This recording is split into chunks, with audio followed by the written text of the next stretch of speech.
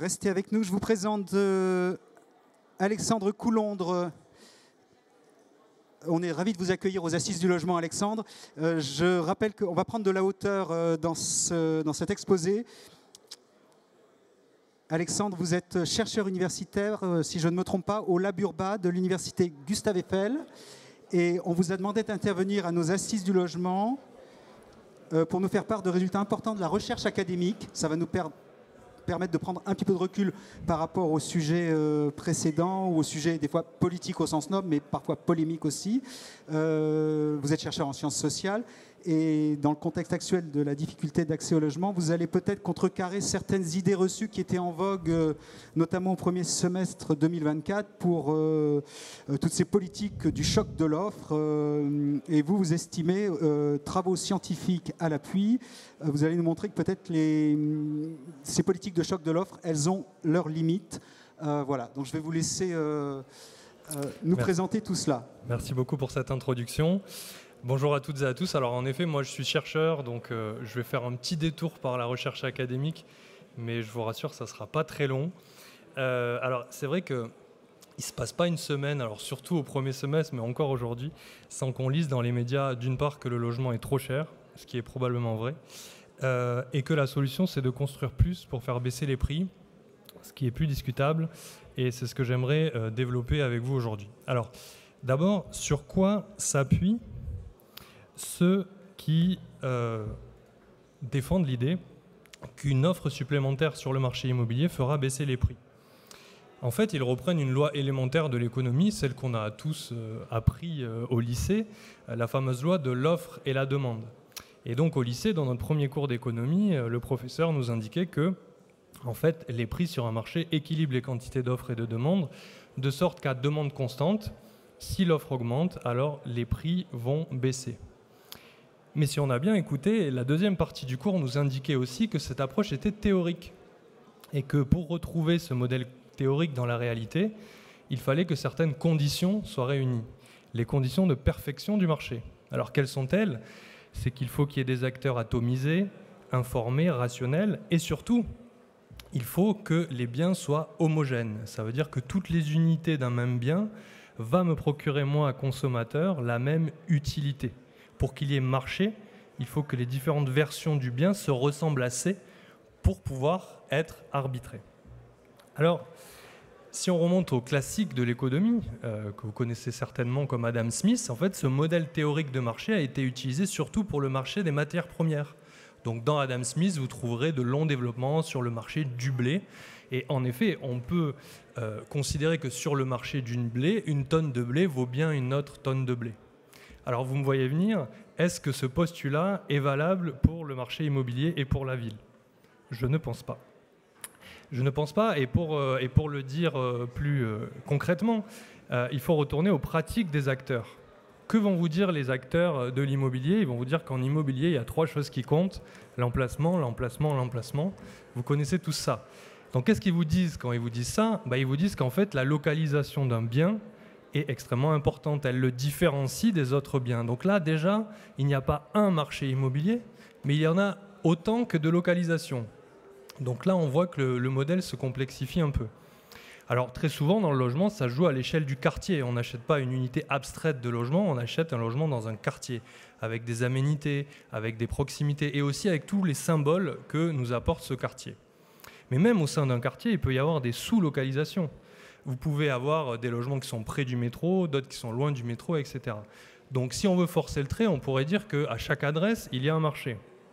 Et même dans un immeuble, tous les logements ne se ressemblent pas exactement. Tous les logements ne sont pas au même étage, tous les logements n'ont pas la même surface, tous les logements n'ont pas le même DPE, on en parlait aujourd'hui. Donc là, vous voyez qu'en fait, cette logique théorique qui consiste à considérer l'immobilier comme un marché parfait, très vite, il faut la discuter. Il n'y a pas un marché immobilier, le marché immobilier n'existe pas, il y a un certain nombre de marchés immobiliers, une multitude. Et là encore, les acteurs de marché jouent de cette multitude. Alors, je suis allé 5 minutes sur Ce Loger pour préparer la conférence et j'ai retenu, là, je vous ai pris des screenshots de différentes annonces de différentes régions, de différents niveaux de prix, des annonces dans l'ancien et des annonces dans le neuf. Et en fait, vous voyez que toutes les annonces sont présentées comme uniques. Le bien est exceptionnel, il est différent, etc. Donc vous voyez comment la dynamique des marchés immobiliers joue de cette singularité. On n'est pas du tout sur un marché abstrait, on est sur un marché concret dans lequel les biens ne se ressemblent pas tout à fait les uns les autres. Alors pourquoi je vous dis ça? Parce que le prix est bâti sur cette singularité, sur ces biens considérés ou en tout cas conçus comme uniques.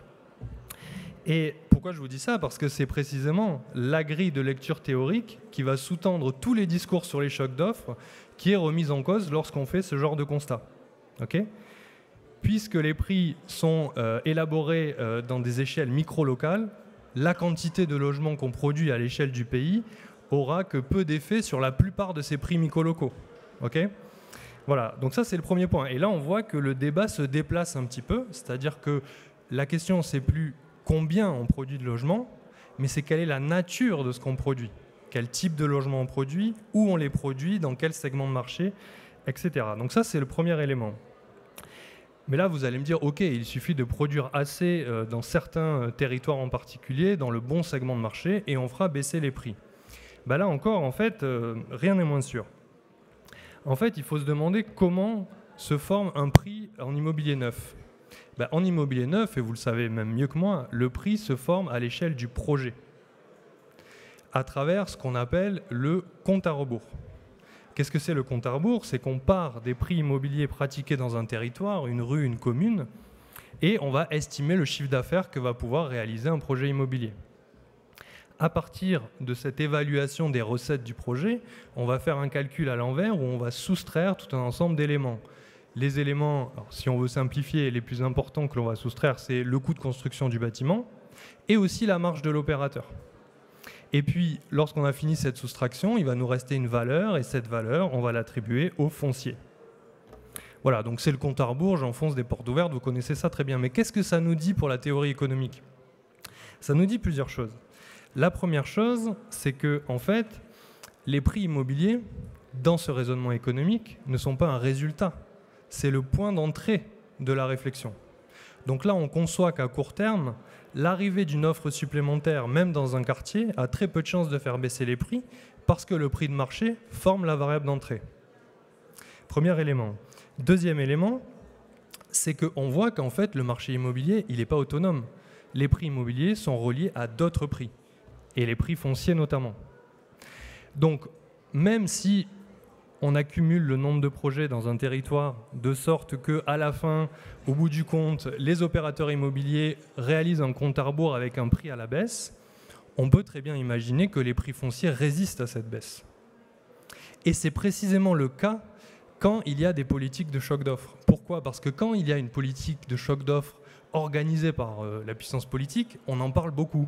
On en parle dans les médias, on en parle, voilà. Donc c'est une idée qui est omniprésente. Et dans cette omniprésence de l'idée de choc d'offres, les propriétaires fonciers vont se dire que leurs ressources foncières ont beaucoup plus de valeur qu'avant et qu'ils voilà, ils vont devoir tirer parti de la valeur grandissante de leurs ressources foncières dans un cadre où on veut construire beaucoup sur leur terrain. Donc ça, c'est le deuxième élément, c'est que souvent les politiques du choc d'offres, en fait, elles ont un effet inverse de celui qui était au départ envisagé, puisqu'elles vont renforcer en fait l'inflation sur le marché foncier. Et la troisième chose qu'implique ce bilan comptable, à rebours, c'est qu'il y a un troisième élément, c'est qu'il y a les stratégies économiques des opérateurs. Et qu'en fait, dans la plupart du temps, les opérateurs qui interviennent sur un projet immobilier, ils veulent collecter un bénéfice. Et qu'en fait, quand bien même ils auraient fait un compte à rebours qui leur donnait un certain prix foncier et qu'ils arrivent à avoir un prix foncier inférieur à ce qu'ils auraient pu au maximum payer, il n'est pas sûr que ce gain de valeur se répercute directement ou entièrement dans les prix de sortie. Il peut aussi alimenter la marge de l'opérateur. Donc en fait, on voit que la façon dont sont construits les prix, en fait, nécessite une régulation qui dépasse largement une régulation de l'immobilier en tant que tel, mais qui nécessite une régulation multiface sur les différentes entrées du bilan. Okay ? Et là, en fait, précisément, on en vient à la question du modèle économique. Tout à l'heure, je vous disais, la question, ce n'est pas le combien on construit le logement, mais la nature de ce qu'on construit. Et là, on doit ajouter aussi le comment. comment on construit ces logements, comment on opère l'organisation de la distribution de la valeur. On pourrait produire 500 000 logements, 800 000 logements par an. Si on ne se pose pas ces deux questions, qu'est-ce qu'on produit et comment on les produit, on ne fera jamais baisser les prix avec un choc d'offres. Alors là, vous allez me croire sur parole, mais je vais quand même mobiliser 2-3 éléments empiriques, parce que cette idée-là, en fait, elle est consistante avec la plupart des travaux empiriques en économie du logement. Je vais vous citer par exemple le travail de Jacques Frigide, qui est un économiste du logement assez connu, qui a sorti un rapport en 2018 pour expliquer le prix des logements et la variation du prix des logements dans les différents territoires en France. Qu'est-ce que nous apprend ce travail ? Déjà qu'en fait, les variables principales d'explication du prix des logements sont des variables externes au monde de l'immobilier. C'est les revenus, la dynamique du chômage et les taux d'intérêt. Mais si on veut aller chercher un effet de supplément d'offres sur les prix, alors il faut aller le chercher très loin. C'est-à-dire qu'il n'y en a pas jusqu'à ce que la production arrive à couvrir les dynamiques démographiques. Donc tant qu'on ne fait que couvrir les dynamiques démographiques, ou moins que ça, l'apport d'une offre nouvelle ne va pas avoir d'impact sur les prix. Si on dépasse ce seuil-là, qui est déjà un seuil assez élevé, alors l'apport d'1% de parc en plus, pas d'1% de construction en plus, mais d'1% du parc, donc je vous rappelle qu'en France il y a 37 millions de logements, donc la variation d'1% c'est 370 000 logements en plus de ce qui permet de couvrir la démographie, alors on a un impact sur l'indice global du prix des logements de 1%. Donc vous voyez qu'en fait l'effet il est relativement marginal, notamment si on le met en comparaison des 140% d'augmentation de cet indice du prix des logements en France depuis 20 ans. Voilà. Alors, ce travail-là de Jacques Frigide, il a été abondamment commenté dans le monde de la recherche, et notamment il y a des chercheurs qui ont fait des comparaisons à l'échelle de l'OCDE et qui ont montré que dans d'autres pays de l'OCDE, on était à peu près sur les mêmes ordres de grandeur. Alors, pour finir, que dire ? Que dire de la régulation des prix immobiliers ? En fait, en immobilier, ce que montrent tous ces travaux de recherche, c'est qu'on ne peut pas réguler les prix par des politiques de quantité. Voilà. Il faut toujours se poser les questions que j'évoquais précédemment, le comment et la nature, c'est-à-dire le quoi, qu'est-ce qu'on produit. Voilà. Et là, lorsqu'on s'est posé ces questions, on s'aperçoit qu'il y a d'autres modèles de production de la ville qui existent.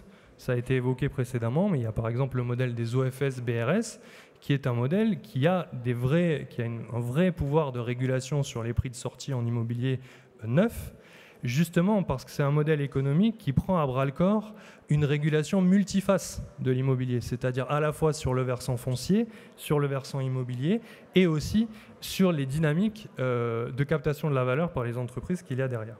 Voilà. Donc pour finir mon propos, je pense que la question centrale n'est pas forcément le combien, et c'est toujours une bataille de chiffres dans les médias, il faut faire 400 000, il faut faire 500 000, il faut faire 600 000. C'est déjà quel modèle économique la politique du logement souhaite promouvoir et encourager. Et la deuxième chose, c'est est-ce que la politique du logement a vraiment l'ambition de baisser les prix ? Voilà, merci. Merci à vous Alexandre. Voilà, c'était passionnant de prendre de la hauteur. Surtout effectivement que le premier semestre avait été dominé par cette politique du choc d'offres dont on entendait parler partout. Merci beaucoup Alexandre.